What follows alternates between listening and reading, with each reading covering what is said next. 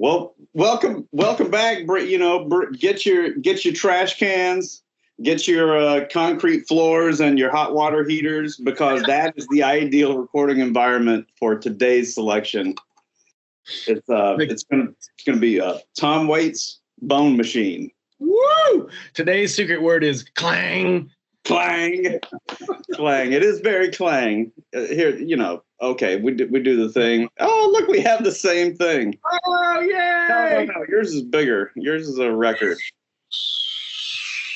That's because I cheated and got this, I don't know, 6 months ago. Yeah. Yeah. I am ashamed that I do not have any Tom Waits on vinyl. I gotta remedy that. I need to at least get the core, Island years up to probably this release. Right. I think according to a lot of people, they're not. I mean, I don't know. You know how people get picky about their copy and when it was done and who did it and how it got done and how deep the grooves are cut and all that fun stuff. According to a lot of people, the new remasters are not that great. I don't know the difference. So I don't know. Right. I mean, there is something to be said for that. And I didn't believe in it for a long time. I was like, man, this is just audiophile nerds, just too deep. But then I tried it. Then I took a release from 2016 and matched it up to the original from 1970, whatever. And I was like, oh, it is more dynamic. I can actually hear, there's more space between the instruments. It's cleaner sound. So it's a case by case thing, though. I mean, you just gotta go record by record. But that's the adventure. Right. I think a lot of people they get picky because it's like, do you ever really know when they remastered it, did they also not touch anything else? Because supposedly, if you're just remastering, it wouldn't really sound that much different. But this one sounds crazy different. It's like, did they really remix it? No one really knows. But I don't know. I mean, I have only ever had this one on, I think, a digital copy. I downloaded a bunch of his stuff when I really went into the Waitsian rabbit hole. And then I got these when they started repressing them and reissuing them recently, which are supposedly overseen by Tom Waits' wife and crew, Kathleen Brennan, for quality's sake. But they sound good to me. I don't know. Yeah. So that ties in. Well, my first copy of this thing was a cassette, probably original era. Because you got to remember, in the 80s and 90s, CDs were boutique. You had to be kind of the cool kid to afford some CDs. So you get that primo dough. The economy option for folks like me was cassettes and dub cassettes for the super. Maybe you find a used CD somewhere. Yeah. Oh yeah. But Bone Machine on cassette for many years until I moved up in the world and then got the CD. And then floating right by my shoulder too. There it is. And that is a still from a video. Yes. I don't want to grow up. Yeah. Right. Yeah. And that was a video produced by one of the Dylan boys. It's not the Wallflowers guy. It's a different one. Yeah. The other Dylan. I'm gonna say Jesse Dylan. And sure. Desi. He's Desi to us. Desi Dylan. Oh God, we made a new Dylan. A Desi by any other name. So what about you? What was your first copy of it? First copy was a digital copy. I am sad to say that I owned a note of Tom Waitsian music until 10 years ago. We'll say 10. It's probably 20, but whatever. I'm old and it gets a little foggy now. So, much like Tom Waits, it gets a little foggy. As I mentioned before, I went through a big rabbit hole where I was because I had a lot of friends. I think the first Tom Waits lover that I ever knew was you, honestly. And I think I had, I was a kid. I was into my punk rock and being loud and crazy, and it didn't make a lot of sense, honestly. It was just like, it was like, what is happening? And then in like college years and later, people were very into Tom Waits, and like so much so that it was almost like overload. Like they were always, it's kind of like Steely Dan fans. Yeah. They like really want you to listen to Steely Dan, and like people really wanted me to listen to Tom Waits. And I was like, okay, we'll get there. And I think I kind of shied away because it's a large catalog, and it was like a lot to take in. And then at some point I was like, you know what, I'm going to do the deep dive.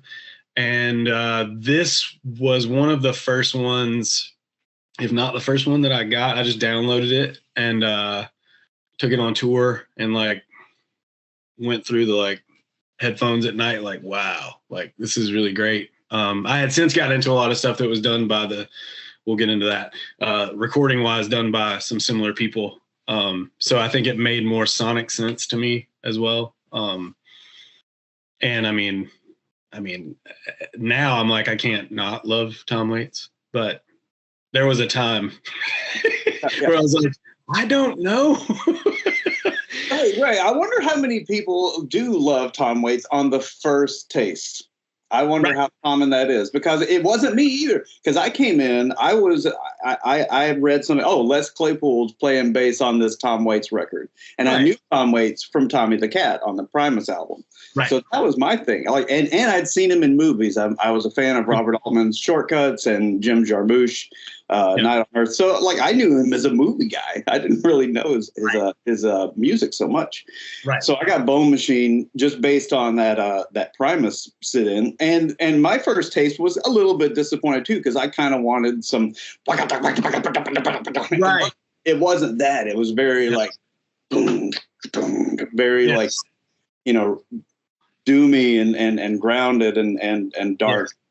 But man, that's what's grown on me after all these years is man, this album just has this like shellac of like dark from top to bottom. Like, hey, did we mention death in this song? Let's get death in there. How about let's cram it in there. We got one verse left. We got to put some dead people somewhere. Right. Is there enough decay on this track? Let's put some decay on it. Right. Yeah. I think it sounds like what it says it is. Bone Machine. It really kind of sounds like you're moving into a dark and rotten place. Yeah, it definitely sounds like you're playing like the Dead Man's Bones. I think that's like an old I think I remember that from like Scary Stories to Tell in the Dark books. There was like an old like folk tale song that was in there that was like you're playing the Dead Man's Bones or something like that. And that's what that's always half of this record sounds like. Yeah. You're playing some like dinosaur's bones as like a xylophone. Shift. I mean, Tom had been getting weird all through the 80s, but in a different way. It was more like horn driven, and I don't know how to describe it besides like, kind of avant-garde cabaret Broadway, like the big time Swordfish trombones era. And, so weirdness had been like in a part of his palette, but man, it just took a different turn with Bone Machine. Like I don't know what was going on in Tom's personal life in 1991, but man, something there's a darkness. Yeah, and it feels like, because the record before this was, I guess the last original one was Rain Dogs, which is crazy because there was like quite a span of time, and I think there was like another like, I think there was Frank's Wild Years was maybe in there somewhere, right? But like that was like basically a stage play, the music for that. And then, but Rain Dogs was like the one I think before that everybody kind of touchstones on. And that was much like what you're mentioning. Like, it was like almost like, it starts with like almost like a sea shanty and like, we're setting off to sail and da, da, da, da, da. And it's like, but that was like a different, like the way he was singing and the rhythms were already different, but it was not like this, which is like you strip away everything that you knew about what was like a popular music trope or technique. Is like he just like, nope, we're not using any of that. Right. Yeah. It's cool that you said strip away, because that you know, I every time we do these listening things, you know, I always go into it like I want to learn something new about this thing, because I've been listening to it for 30 years. What can I learn? It's new. And I did learn some new stuff about this. First of all, like how it was recorded. Yeah. It was recorded in a concrete room with a hot water heater. That's it. That was the requirement. Tom found this room, and it was just like a nasty room with a hard floor and a hot water heater. And he was like, "This is right." Yes. So supposedly like metal. It was like 10 walls, even something like that. Yeah, just what a lot of people would not see as an ideal recording environment, but for him, this is where I'm going to build the Bone Machine. Yes. So yeah, stripping down, but also the thing I learned, like in my head, I guess my perception of the album is colored by the opening tracks. You know, so I'd always thought, oh, Bone Machine is just like lots of trash can rhythms and it's big and it's clangy. But, you know, digging into it this time, I realized how small it was. Like every single song only has like 2-3 guys on it tops. They're very stripped down. I mean, there's some songs that just have Tom, you know, just Tom and his trash can percussion and like an accordion. Right. So yeah, it is stripped down. It in a good way. It really it lets the song come out a good bit. Yeah, and I think it definitely. I think of there are a lot of records I think people use the word organic around, and I think this is one that like I don't say that a lot about a lot of records, but I would definitely say it about this. Like it sounds like the room it's recorded in. It sounds like supposedly, you know, he had like his drum set was just like drums like kind of scattered around that he's like literally having to like run and hit, and like so it gives it that kind of loping feel on a lot of it.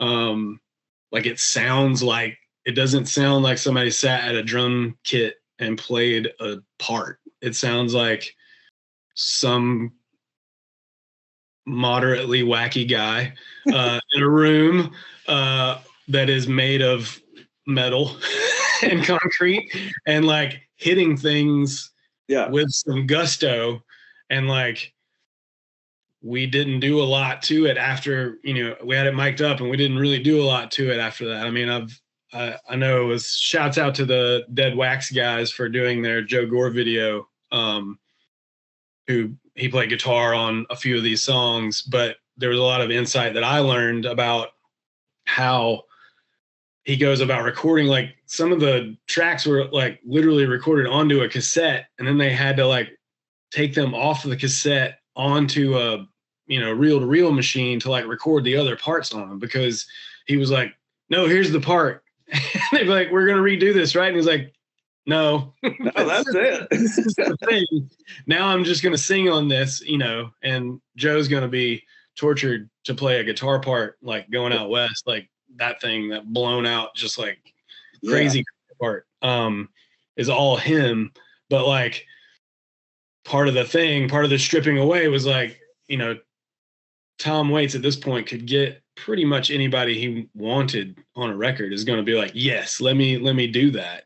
And, you know, supposedly, again, some of this I'm sure is hyperbole, but according to Joe, is like, you know, he's told to show up with like a guitar. He shows up with this like amazing Telecaster, and like Tom's like, that's cool, and like takes it and puts it in the corner and gives him this guitar that has like, you know, rusty strings, and like it doesn't work. It's not intonated at all. It's just like everything is wrong with that guitar. But he's like, this is the one you're gonna play. Like, yeah. Okay, great. Now what do I do? You know, or he like handed him his banjo instead of the banjo he brought. Like, here's my 100-year-old banjo whose strings have never been changed, and the head is like, yeah. You know, to get that sound. It's like, I don't want you on this. I want what you can do for the song. Right. And that's more important. And that's that's a distinction that a lot of people don't probably make. Right. And that's the beauty of it. You know, I talked earlier about, I came into this thing because I wanted to hear Les Claypool, and then was disappointed that he didn't sound like Les Claypool. Right. But that's okay, because all these years later, that track stands so much stronger than any individual player, you know? Right. But yeah, and Tom brings that out in performances of a lot of the folks on this album. Oh, yeah. And there are some cool guest spots, you know, like you mentioned, Joe Gore, that guy brings some amazing guitar tones. Larry Taylor on bass, a guy who done a lot of bass work with Tom, who also played in Canned Heat and the Monkees. Really cool bass dude. But then some curveballs too. Keith Richards is on a track. David Hidalgo from Lobos, and the Primus dudes, Les Claypool and Brain Mantia, and Ralph Carney on alto sax, tenor sax. So there is still some horns on this one, but they're not as prominent as like the 80s stuff. Right. But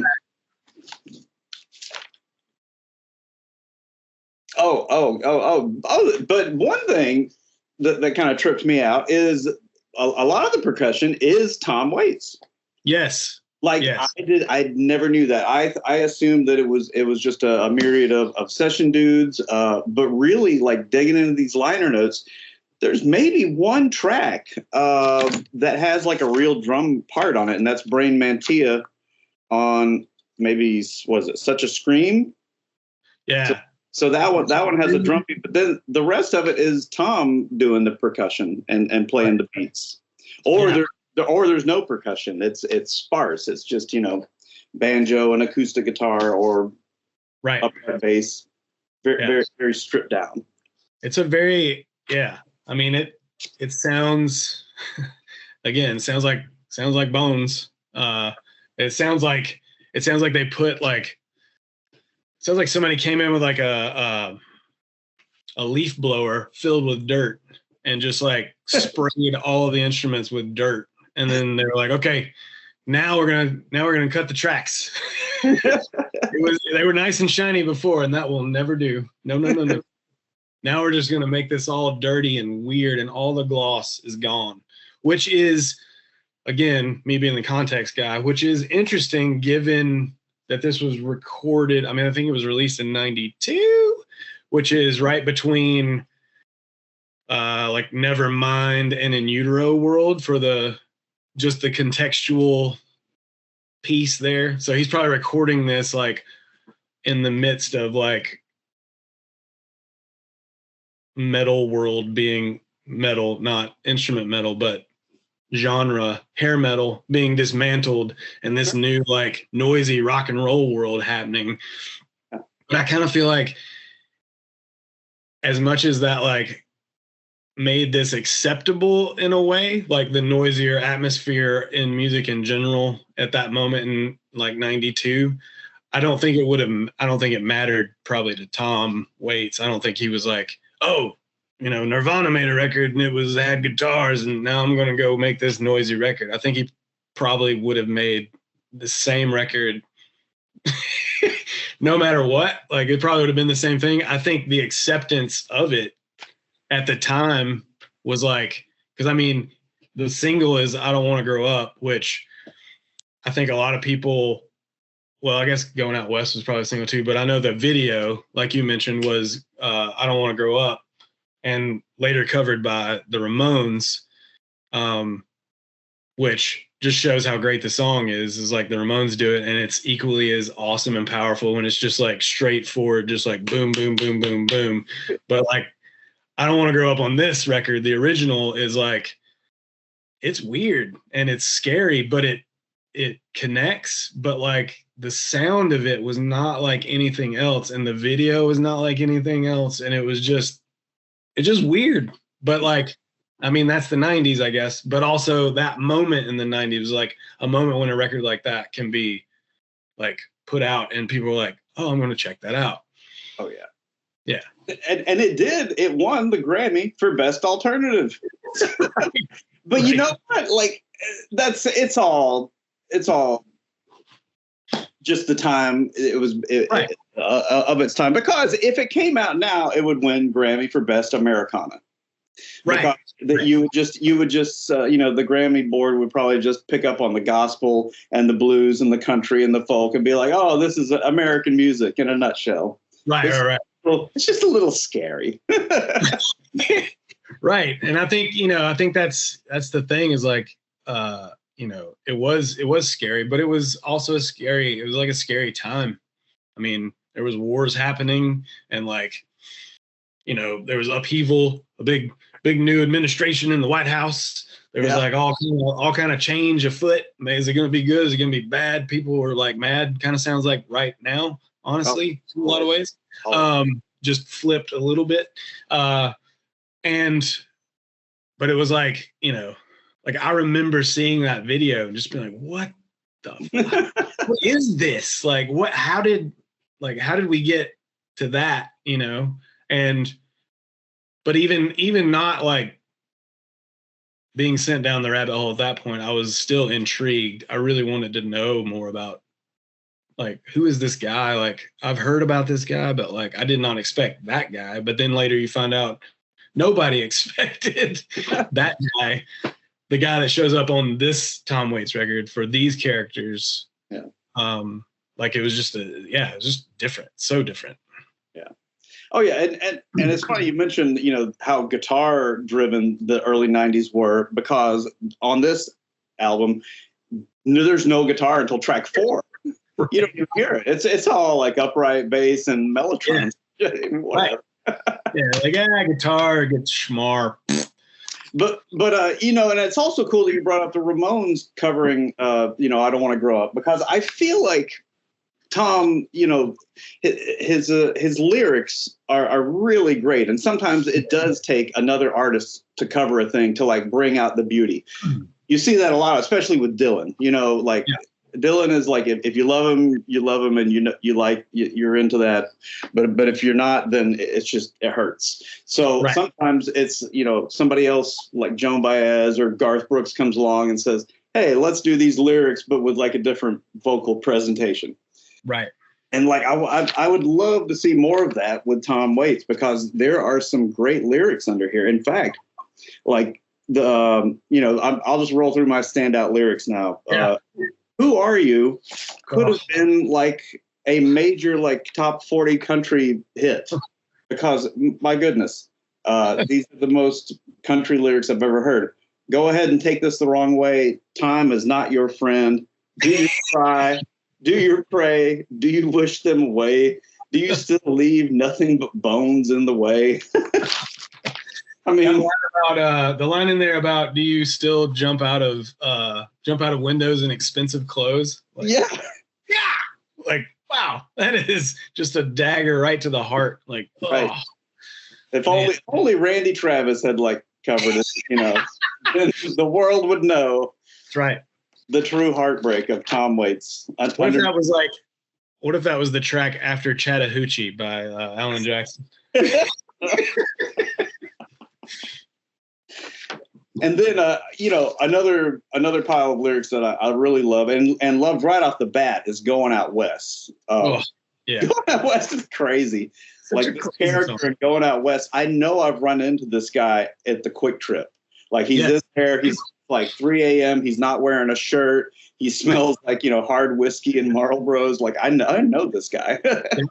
So the lyrics to that one is, I know voodoo and karate too. I'm going to make myself available to you. I don't need no makeup. I got hair on my chest. I look good without a shirt. Oh man. Yeah. I think though, there's so much of these that are like in A Little Rain for Clyde.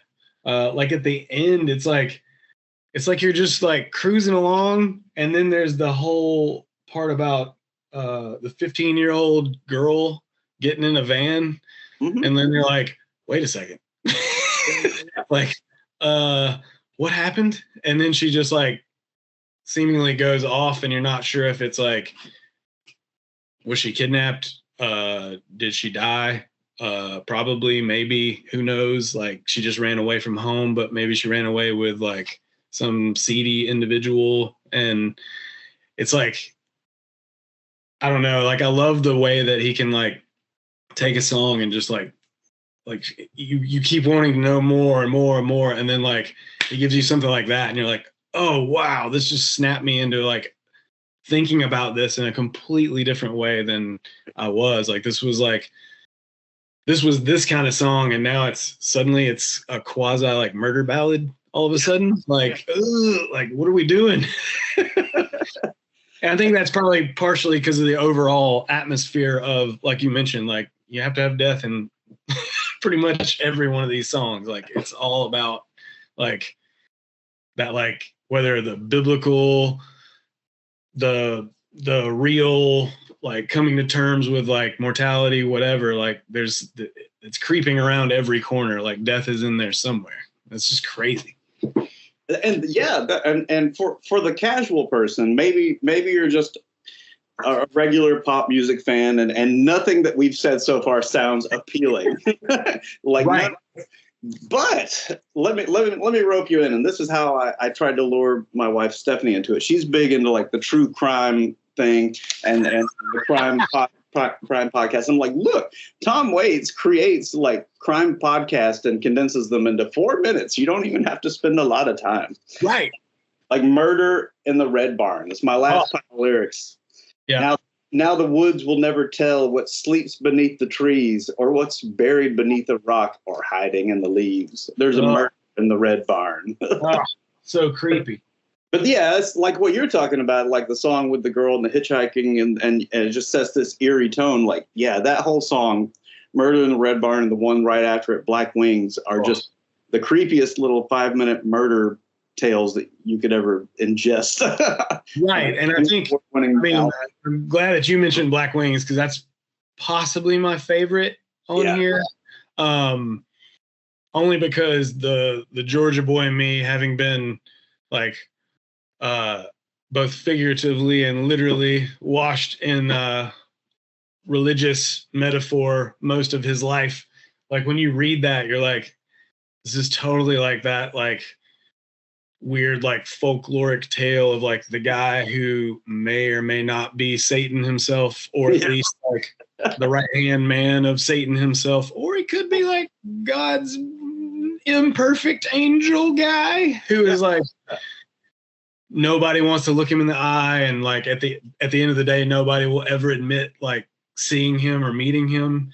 And like I was instantly like going through this, I was reminded of and I said this to my wife while I was listening to this, like this record sounds like the soundtrack to a Cormac McCarthy novel. Yeah. It sounds like Blood Meridian. If you've ever read Blood Meridian, like these characters inhabit that novel, and like they are the same sort of like, oh, like you're across the room, and when they walk in, you feel it, and you're like, uh-oh, this is not good. Like whatever's going to happen now is, I probably don't want to be in the room when it does, because it's going to be like the taking off the lid of the Ark of the Covenant and Raiders of the Lost Ark, and everybody's face melts. It's like probably going to happen. That's probably going to happen when that guy with the black wings walks in. Like, uh-oh, no, we need to leave. Nice. And who produced this record? I think it was produced by them, by Tom and Kathleen. It was recorded by Biff Dawes, and then mixed by Chad Blake, except where it was not mixed by Chad Blake and it was mixed by other folks. But I think Chad Blake had a fair amount. I think he did most of these. I think he mixed most of these. Yeah, he was involved, but I wasn't sure if he was like the comprehensive producer or if it was just partial. Yeah, I think this was mainly produced by Tom and Kathleen. I think it's another instance of him just kind of being like, just gonna let this rip, and like I don't know that anybody else will like listen to me when I say I want it to sound like, a leaf blower filled with dirt just went over everything. Those are my words, not Tom's.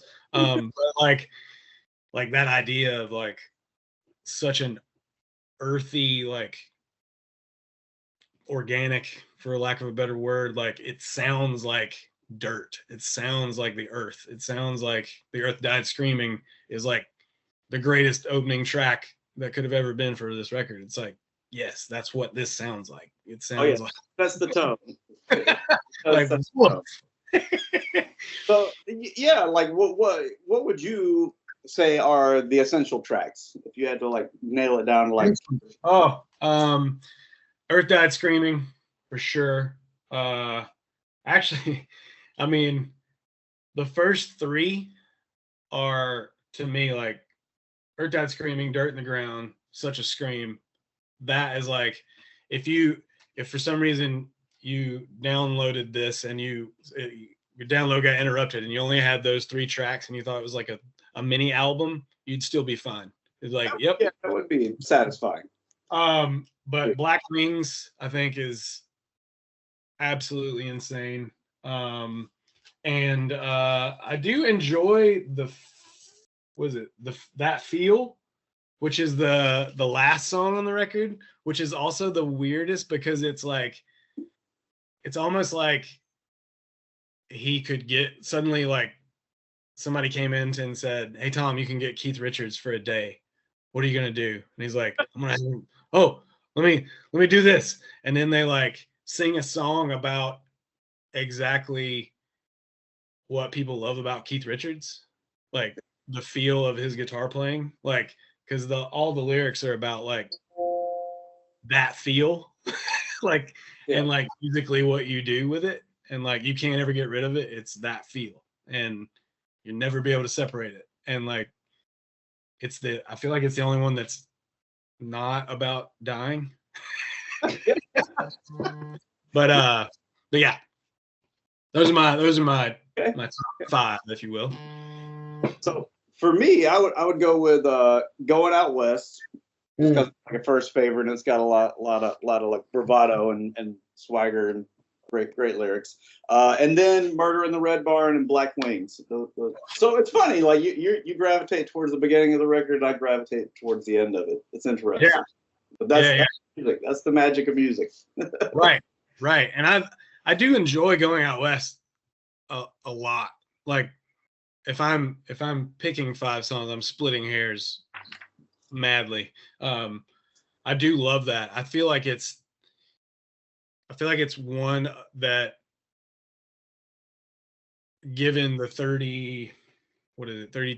3 years now that we're on from this, there's been enough that falls close to that stylistically that like when you look back, you're like, oh yeah, that created a lot of things that came after, like the sound of that guitar. I feel like I've heard since, and which is not a bad thing. It's just very influential in that way. I think a lot of PJ Harvey's Her record sounds like that. That same sort of like giant guitar sound. I think she even has this in the liner notes, except I think she's mentioning the drums. It's like giant drum sound, but in a tiny little small space. Like you can press it till it's like you can almost feel it being like squashed in, but the sound of it is so big that it's like you can't escape the largeness of it. But yeah, the ones that I mentioned, I feel like there's so few things that hit that same place, like sonically. It's like it's almost like chewy. Like a chewy granola bar. Like So, obviously it tastes delicious. So why is this record an essential part of a person's collection? Oh, why do you need this, or why do you need this? Maybe not why does everybody need this. I feel like this distills a lot of things that I love about music, which is service of the song, like as a player, as a drummer, like service of the song. I think once I learned what that actually means and like getting ego out of the way, and like, I don't want this to sound like me playing this song. I want this to sound like the song being played the best it could be played. I think that is this record to a T. I also think the like idea of everything being a little off, for lack of a better word. I think like none of the instruments sound like they normally would sound, and they're allowed to be characters of their own. And I don't think you get that in a lot of music. I think a lot of times it's like, this is just how my guitar sounds, and I'm not going to mess with it. And this is like, no. I know how your guitar sounds, and I don't want it to sound like that, and we're going to mess with it. And because we're looking for an atmosphere, and I think finally that's the big one, is like between the lyrics, the sonics, and the packaging, everything, it's like one complete statement of like purpose. Like, I want to tell a story about various things, obviously, but one of the big ones is like mortality, death, end of the world, whatever. It's all in an atmosphere, and it's in one shot. And I think a lot of other records have come close, and a lot of other records, you know, mention those same things. I mean, you have a whole history of, like we mentioned, murder ballads and those things, in like bluegrass and country and all that. People have messed with God and the devil, but like, not like this, not like not sounding like a real person, really like pushing and pulling with like what all that means, and like the ugly and the dirty. Right. Yeah. Oh yeah. What about you? I mean, for me, you know, initially, like I loved it because of the trash can feel and the whole atmosphere, and that aspect of it. Like on Bone Machine, it was like a place you go. It was like, you know, it's kind of like the Red Room in Twin Peaks. It was another destination, another universe. You went to the Bone Machine to hang out because it was a grungy, disturbing, disgusting place, and I just like hanging out in places like that. Yeah. But now it's weird. It's a little like a lot of albums, you know, like the meaning of it changes a lot. 30 years on, now I'm just hearing that those lyrics about decay and despair, and that like you said, Cormac McCarthy meets Flannery O'Connor, you know, kind of like the religious overtones of the dark South, the true dark South. Yeah. All that. It's a great dark thing for perfect contemporary listening. You know, it doesn't times change, but the Bone Machine is always there. Yes, it sounds exactly like that.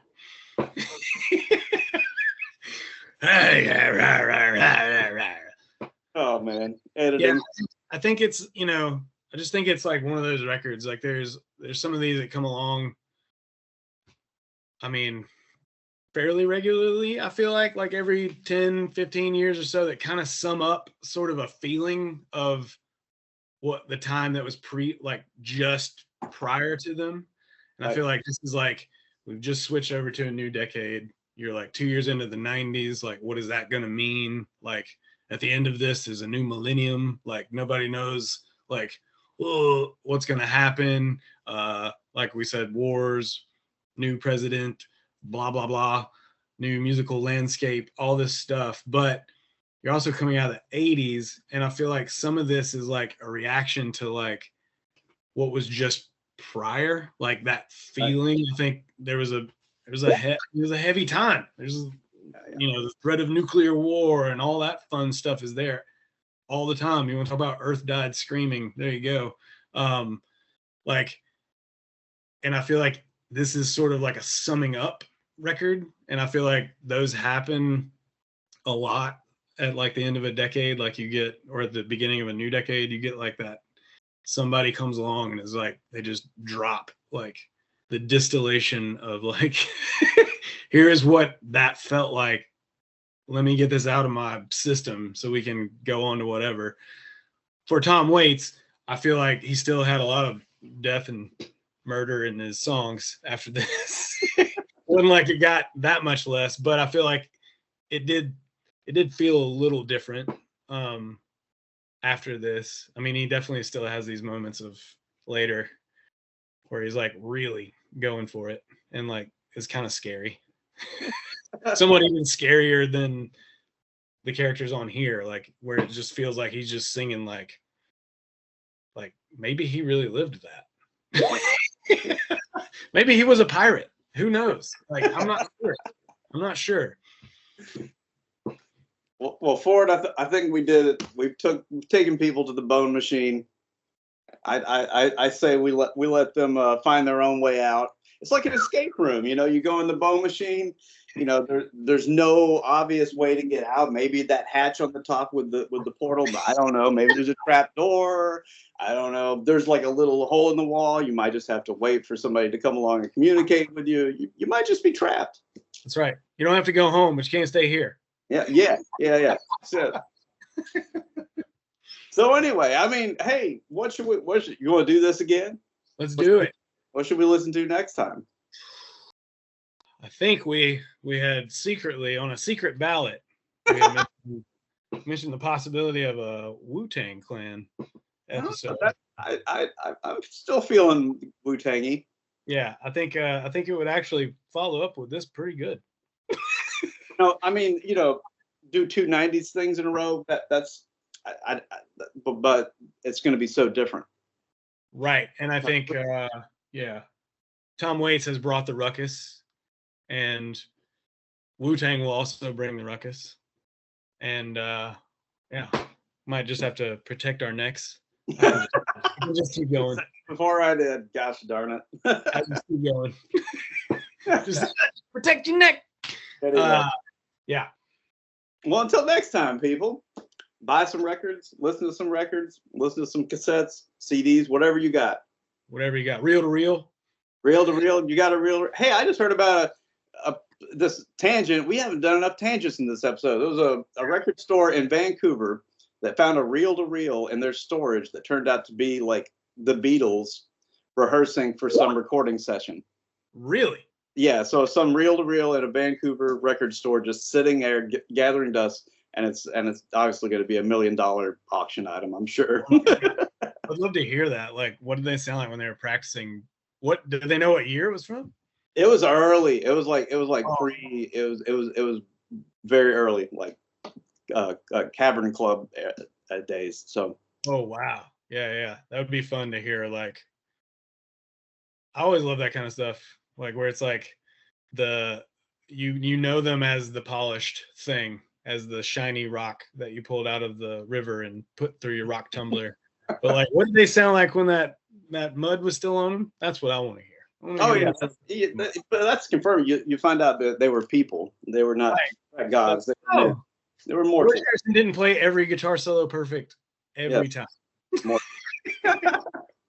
anyway, tangent over. Yep. Until next time.